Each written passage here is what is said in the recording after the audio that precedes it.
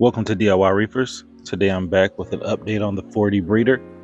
After I've added the sump to the system, there has been a few changes. There have been some additions and some losses. I guess I can start off with the losses. I did lose a fish. Benny the algae blenny did perish during this time.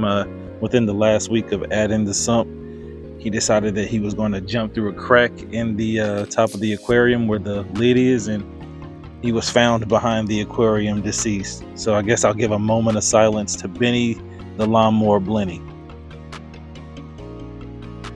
I also had some losses. I lost a few corals. I actually lost my Duncan coral that I had for the longest. It got up to from one head to about 14 heads on it.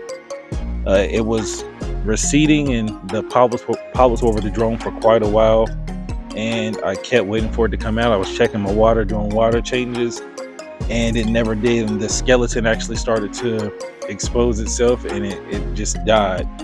I'm not sure why it actually died, but it did die, and that coral is no longer in the 4D breeder either. So rest in peace for the Duncan coral. But I did pick up a few new corals. I actually added a couple chalices. I got 2 montiporas. I also got a Euphyllia and a Goniopora. So I'm excited to see how these things actually grow and thrive within the tank. I also have decided that I'm going to add a few more fish. I'm probably going to just add a few more smaller fish, maybe a couple more bangais, or maybe some clownfish or damselfish, just to give the tank a little bit more action and a little bit more movement inside the tank. I am having better outcomes after adding the sump. The algae problem is actually getting better. I've actually been going in a couple times a week, manually removing the algae, and the upgraded filtration seems to be helping the tank a lot. I've also added the protein skimmer, hang on the back protein skimmer. I added it in the sump, and I actually took the UV sterilizer light and put it back into the casing, because I learned that you never want to actually take it out of the casing, because the exposure to that light can be bad for your eyesight. So I actually took it out of the sump and put it back into the casing, and that is actually now back in the tank. It's being used that way.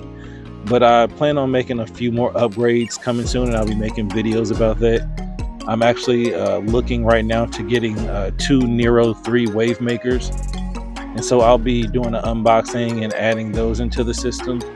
And I'm also thinking of upgrading my lighting from the Cetus Amazon lights that I had, like the lights that I got off of Amazon, the just kind of lower name brand lights that I have, and I'm gonna be upgrading to some AI Prime lighting.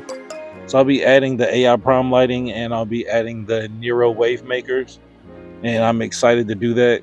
So just look forward to future videos of the unboxing and the addition of those things to the aquarium to kind of update the system and put a little bit more high-tech equipment. I'm also looking at a dosing and monitoring system that I'm going to be adding to the system. So a lot more things to come down the line in the future. Thank you for watching this video. Don't forget to like and subscribe. Thank you.